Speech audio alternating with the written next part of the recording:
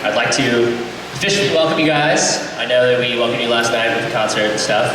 I hope you guys had a really good time at the concert, the after party and stuff. It appears that people who did not show up this morning had a good time. So I want to tell you guys a bit about Reach, about like how we conceived of this project, what we were thinking when we started it. About 6 months ago, a group of us students at Williams were thinking about how we don't usually get to see a lot of people from the NESCAC, we don't usually get to see a lot of people who go to school in the Northeast, and we really wanted to start like building coalitions, building kind of networks that could help us get stuff done in the Northeast. I know in particular I was talking to Alton Wayne Wesleyan. He's helping with the panel later today. We talked about trying to get Asian American studies and kind of these different struggles that different schools were going through, and kind of exactly how we were trying to get this stuff done. And today, the way we're going to try and get stuff done is by having a good time together and by having a lot of panels and kind of performances where we can just hang out and talk and be really interactive with each other. I know that our board talked about ICASU and a few other conferences that have happened, and a lot of what we said about those places was they were so regimented and so quick that it was oftentimes really hard to get in touch with new people and kind of build real meaningful connections with these people. So today we built in a lot of time. And we also have an amazing list of performers and people who are going to be here. We have G. Yamazawa, who's an amazing spoken word poet, and we have Jason Chu, who's another amazing hip-hop artist. They're both going to be doing performances a little bit later in the day. We have Dumbfounded Aquafina coming back after the performance to talk about their music, talk about all the different questions you might have. I know that on campus at Williams we had some questions about cultural appropriation and how that fits into the whole narrative. And so we're going to have an opportunity to kind of ask questions to these artists. And we have Ryan Takamiya closing. And to begin the conference, we have Crystal Baik, who's here. She is a Williams College alumni. Let me hear from Williams College, who are about to be alumni. Yeah, okay, yeah. So she has her master's from Columbia in oral history, and she has her PhD recently from, USC in American Studies. And she's going to be talking today about Asian Americans and popular culture, otherness.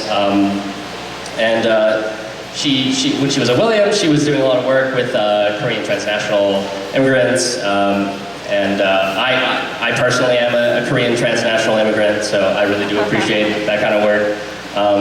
And so without further ado, she's going to give our keynote address, and then we'll get started. Yeah.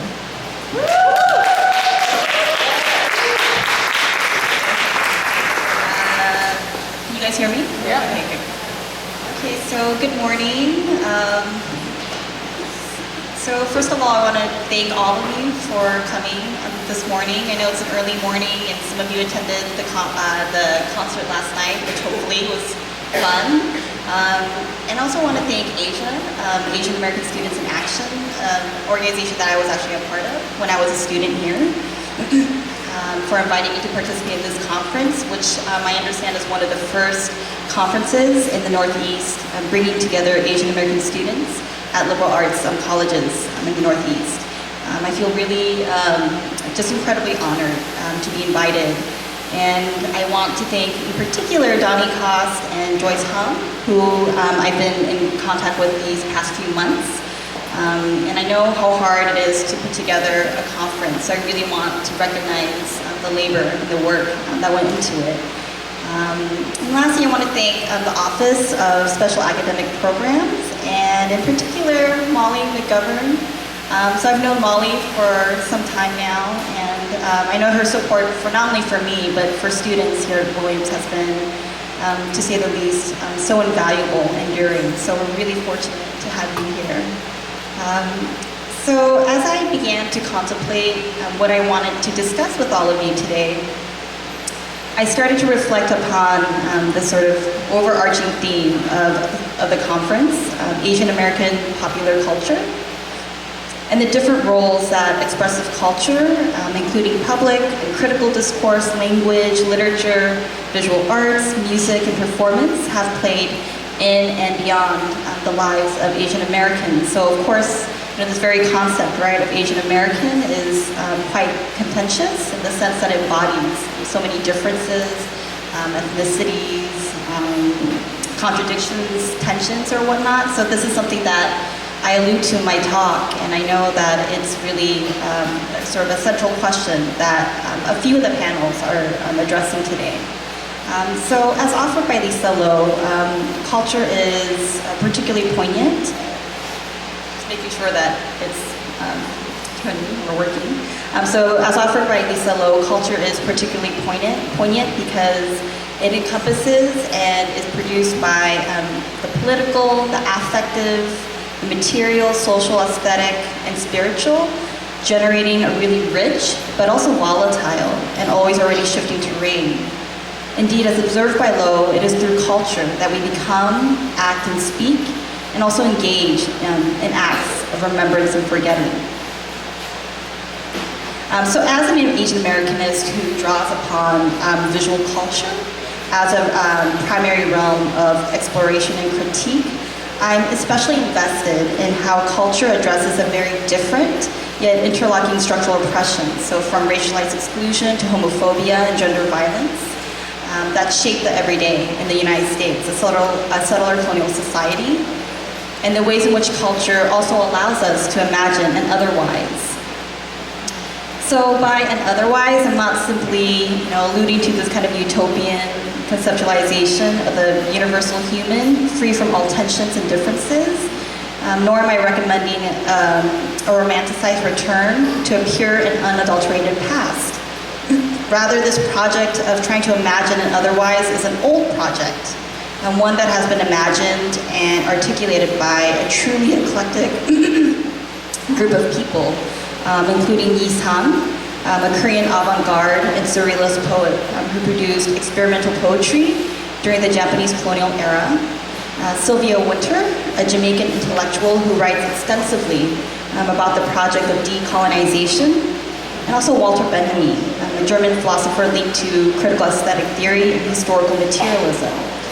So for Benjamin, this otherwise, right, rejects this notion of history with a capital H, as given or foregone conclusion, something that's constituted by seamless time and progressive temporality. Instead, this otherwise locates lost memories, heterogeneous practices, and seemingly disposable subjectivities that actually gesture to very different, if not contradictory ways of thinking, feeling, sensing, and living. So these different ways of thinking, feeling, sensing, and living are in tension with and destabilize what we might consider, right, the dominant or normative orientations. So my argument, and one that I want to elaborate upon today, is thinking about how these alternative cultural paradigms, practices of difference, and socialities have always existed, even side by side or within these sort of dominant structures. How then might we draw upon Asian American cultural works to track these alternative ways of knowing and being in the world, especially in light of the fraught, politicized world we find ourselves enmeshed in today. So in addressing this important question of the otherwise with all of you, I want to take a slight detour from the conference theme of the popular, and instead focus on and consider the evocative suggestions and exciting possibilities generated by the unpopular.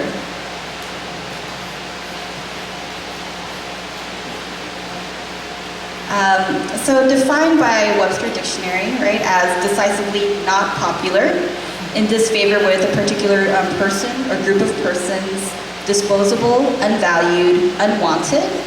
Unpopularity is actually an apt framework to consider the turbulent making of Asian Americans, because I think in many ways, unpopularity actually illuminates the different historical positions occupied by the social designations given to Asians in the United States the past 200 years or so. So if we really take to heart Nayan Shah's and Chandan Reddy's suggestion of mobilizing federal and state legislative acts and laws as constituting a kind of rich social archive, we can begin to unpack the ways that Asian Americans have been formally legislated as unpopular subjects. So just as an example, federal and state legislation that produced and perpetuated this kind of unpopular, right, or outsider status of Asian Americans include the 1875 Page Act. You guys see that? The first restrictive federal immigration law, which prohibited the entry of immigrants considered undesirable, so really targeting Chinese women. The 1882 Chinese Exclusion Act, right, which was a federal law prohibiting the immigration of all Chinese laborers. A series of alien land laws across the western half of the United States, but really in California, which prohibited aliens ineligible for citizenship, so primarily Asians, from owning or possessing long-term leases over agricultural land, and really targeting Japanese Americans. The U.S. Immigration Act of 1917, which blocked all immigration from the undesirable Asiatic zone, right? Really encompassing Afghanistan all the way to the Pacific. And the U.S. Immigration Act of 1924, which established national quotas that effectively ended immigration from all parts of the world outside of North America and Western and Northern Europe. And the U.S. Executive Order 9066, 1942, which called for the deportation and relocation of Japanese Americans to internment camps during World War II. And more recently, we should also consider the detrimental after effects of 9/11 and the implementation of programs such as a special registration program, which required male non-citizens above the age of 16 from 25 different countries to register with the U.S. Department of Homeland Security as a measure of counterterrorism. So of course this measure disproportionately affected particular communities, Asian or Muslim Americans from racialized communities such as South Asians, West Asians, and also Arab American communities. So the accumulation of these variable political acts across time and space has overlapped with and given way to an assemblage of various racialized stereotypes, caricatures, and troublesome sentiments, reified and reformulated by the American popular imaginary vis-a-vis film, television, literature, and public discourse, right? As always already foreign, exotic, effeminized masculinity, dragon lady, exclusion, shunned, queer, abnormal, deported, interned, and refugees. Yet if the racialized formation of the unwanted Asian American is reinforced by popular culture, these kinds of regenerations have certainly not been uniform, nor do they produce a kind of corpus of fixed images.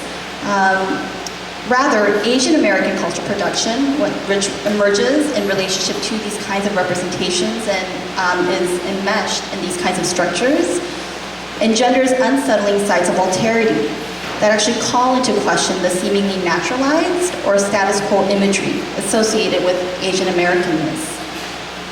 Indeed, Asian American cultural producers do not merely reappropriate or destabilize these kinds of essentialized qualities. Rather, through their craft, they cull a spectral archive of occluded or missing memories, while also gesturing to a different set of social affiliations, queer alliances, and unruly sentiments that are deemed impossible by the nation state. So for the remainder of my talk, I really want to elaborate upon a kind of otherwise archive, an eclectic array of cultural works that highlight the productive and generative possibilities of Asian American unpopular culture. So first I want to consider the established yet tumultuous career of Anna May Wong, the first Asian American actress to appear in classical Hollywood. I'm tired of the racialized and gender typecasting of Asians in cinema.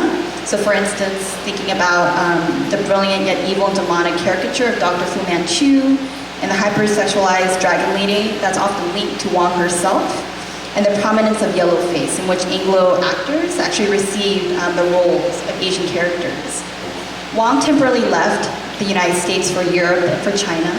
And this decision also overlapped with a series of anti-immigration legislation that was passed during the first few decades of the 20th century in the US.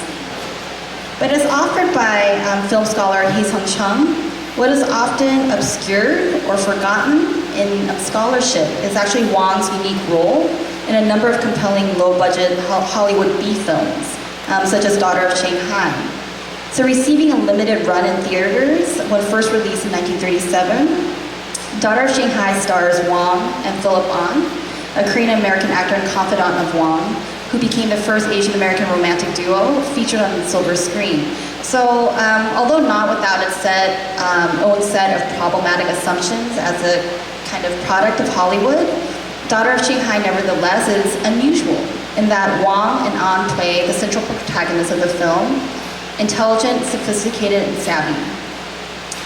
So depicting a young woman named Lan Ying, the daughter of a murdered merchant, Wang's character eventually travels abroad to locate the culprits responsible for and to avenge her father's death. So there's a scene here, it's a little bit murky just because the film stock is fairly old. But in this scene, Wang enters a kind of seedy nightclub, entering the boisterous space with a tentative but also an assured gait. Lan Ying does not become a kind of compliant recipient of the crowd's voyeuristic gaze. Rather, as the subject who is actually gazing, or the primary subject of the gaze, she transforms into a kind of agentive force as she scans the room, strategically fixes her sight on bodies scattered across the nightclub, and returns the gaze of the audience. So theorized by Chung as a gaze of recognition, Lan Ying destabilizes this normative understanding of spectatorship, so Asian women just as these demure objects to be gazed upon, as she refuses to participate in a dominant structure of racialized passivity and docility. So shifting to a different yet related body of works, I want to think about the heterogeneous memories, histories, and residual traces that emerge from the intergenerational works of Japanese Americans, including those related to Japanese American internment during World War II. So in 2012, Duke University Press published a monograph entitled Colors of Confinement, encompassing dozens of photographs taken by Bill Monbo, an attorney at Hart Mountain. Colors of Confinement includes the first known set of color photographs shot on Kodachrome film, so this was a relatively new technology during the 1940s. Touching as they are somber, these photographs hint at the ways in which Japanese Americans attempted to maintain a modicum of normalcy in their everyday lives in the camps, as well as their extraordinary ingenuity in making use of the limited, if not scarce, resources available at Hart Mountain. So for instance, Mambo actually constructed a camera tripod from a discarded latrine or toilet.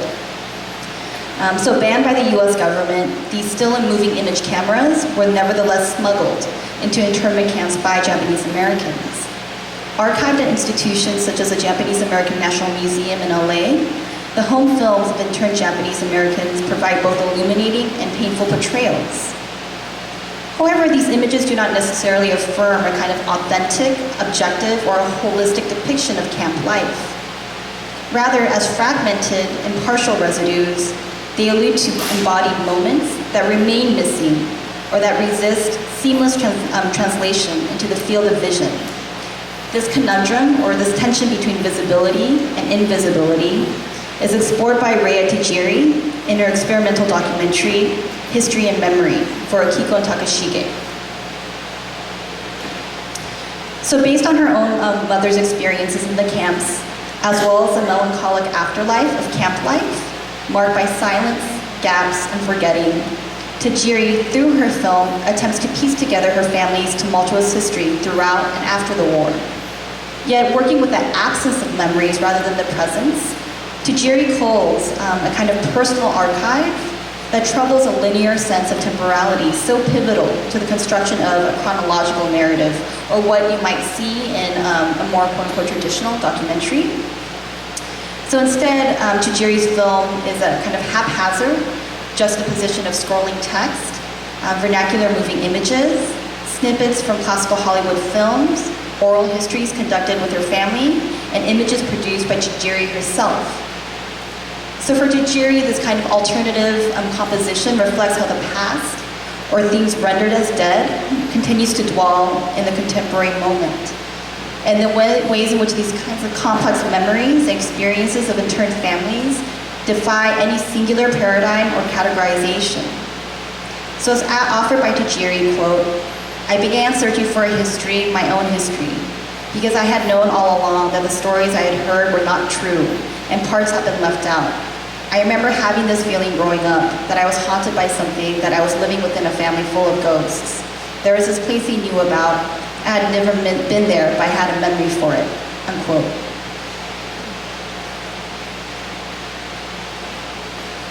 Absence, silence, possibility. These are also important elements taken up by Chitra Ganesh and Mariam Ghani, two artists who explore the tangible and immaterial consequences of September 11, 2001. So as recent resident fellows and artists at New York University's fantastic APA Institute, Ganesh and Ghani explore the precarious relationship between disposability and necessity through a collaborative, multifaceted project entitled Index of the Disappeared. So in the index, these artists address how the dispensability of certain subjects in the United States, right, in particular Muslim Americans, South Asians, West Asians, and Arab Americans, are suited to the necessary project of national security and surveillance. So in the Index of the Disappeared, Ganesh and Ghani assemble an ever-expanding material archive of post-9/11 disappearances, full of detentions, legal briefs, secret FBI files, orders of deportation, renditions, and redacted government papers. Contemplating the cost of institutional practices such as racial profiling, militarization, and state-inflicted terror, especially within and against communities of color, Index of the Disappeared does not merely challenge U.S. statecraft and unimaginable violence.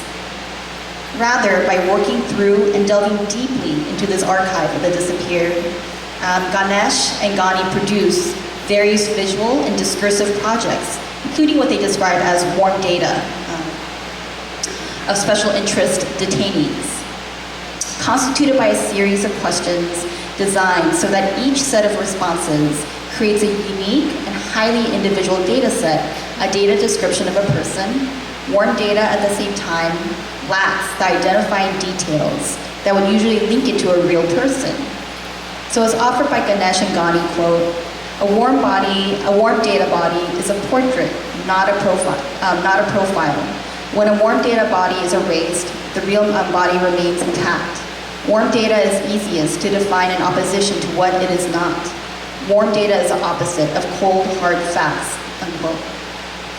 Producing these kinds of humane or thick portraits of the disappeared detainees without giving into or reproducing this discourse of universal humanitarianism.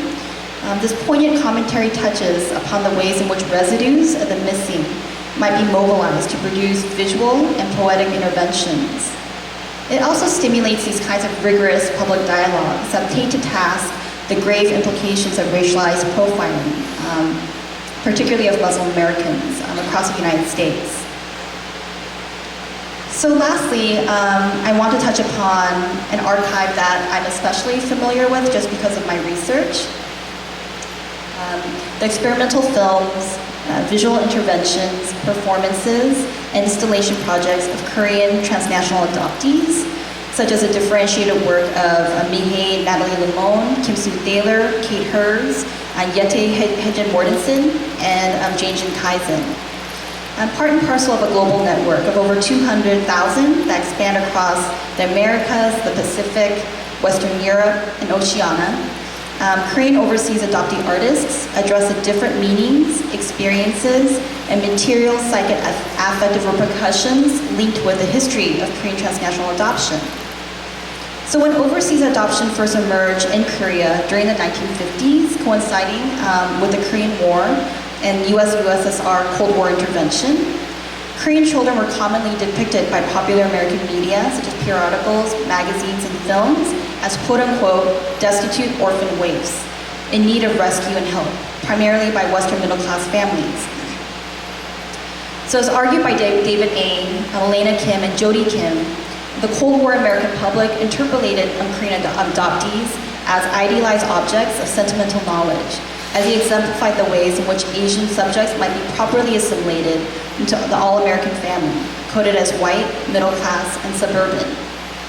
Explicitly linking Korean transnational adoption to US neocolonialism, militarization, and the devastating Korean War, Korean adoptee cultural works and producers actually trouble this kind of liberal narrative by fleshing out the intertwined, if not murky histories of violence, forgetting, and erasure.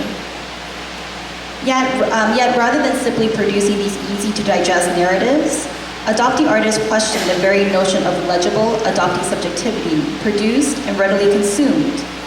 So for instance, in her experimental feature-length film, The Woman, the Orphan, and the Tiger, Jin Kaisen, who is a Korean adoptee born to a family from Jeju Island, but raised in Denmark, juxtaposes the lives of Korean transnational adoptees in relationship to the experiences of Korean comfort women during the Japanese imperial era, and also biracial children of US military servicemen and military sex laborers, including Filipino sex workers. So threaded through these variable histories and experiences is the overarching structure of militarized imperialism. So in her work, Kaisen also considers the alternative spaces, social networks, and different spaces of belonging produced by Korean adoptees within a more global and transnational context. As expressed by several narrators in The Woman, the Orphan, and the Tiger, the most poignant form of community for many adoptees does not necessarily reside in these kind of ethnic, biological, or nationalist bonds, but in the social, political, and affective ties that materialize among adoptees themselves.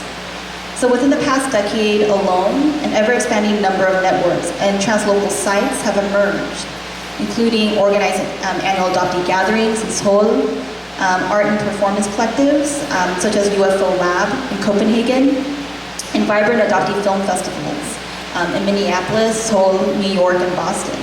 These spaces, again, do not simply replicate or supplant biological and kinship bonds, nor do they produce a singular adoptee identity. Rather, they transform into shifting sites that highlight the affinities and the tensions that underlie different adoptee networks.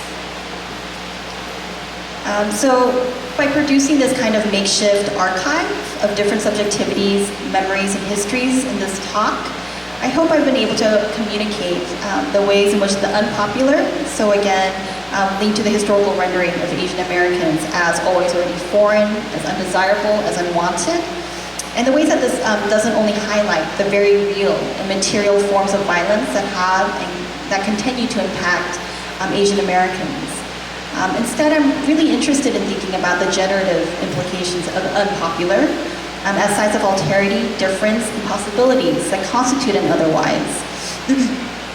Also, by focusing on the unpopular, I do not mean to dichotomize or arbitrarily distinguish the popular from the unpopular.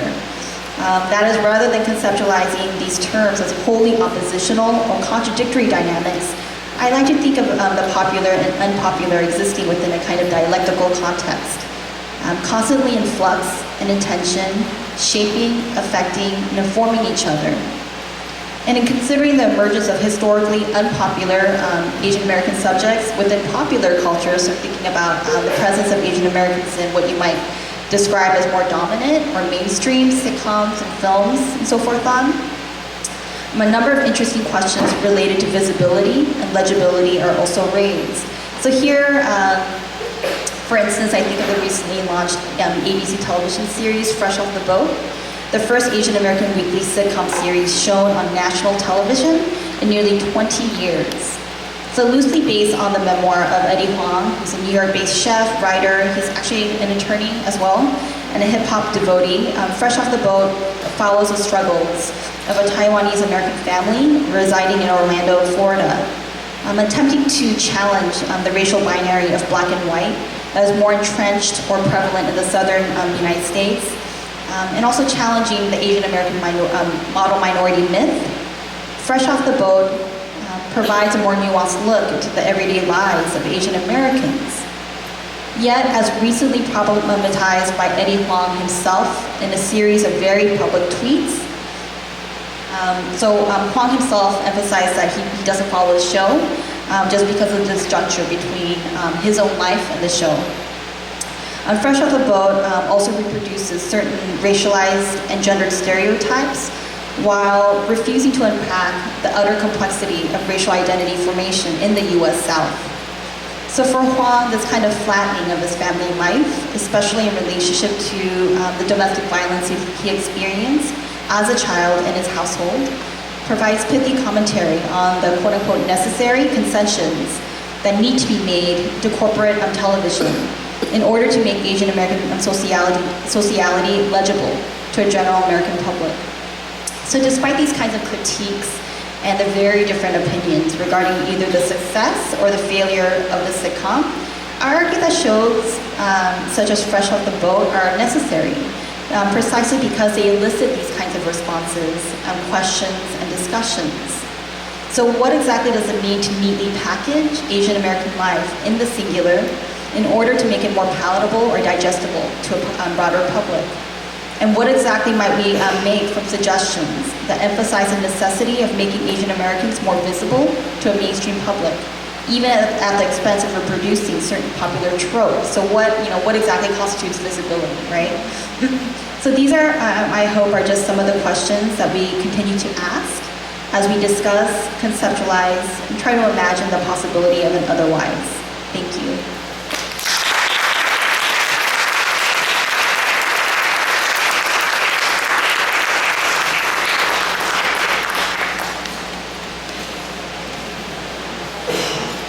Let's hear it for Crystal once again. Thank you so much. Okay, so we're going to take about 5 minutes and then transition into Q&A panel with Stefan and Aquafina. They're here to talk about some of the music, answer a few questions, and yeah, there's some food. The coffee machine is now working in case that's something you desperately need. And yeah, we'll be right back.